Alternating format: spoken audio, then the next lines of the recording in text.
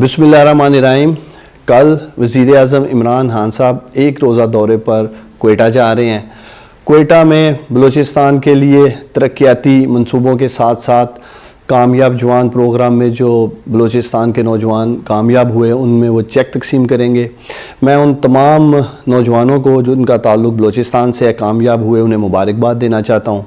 अब तक कामयाब जवान में हम तकरीबन 10,000 नौजवानों में 8 अरब रुपए तकसीम कर चुके हैं और इससे बराह रास्त आप कह सकते हैं 60 से 70 हज़ार लोगों के लिए रोज़गार पैदा किया गया है।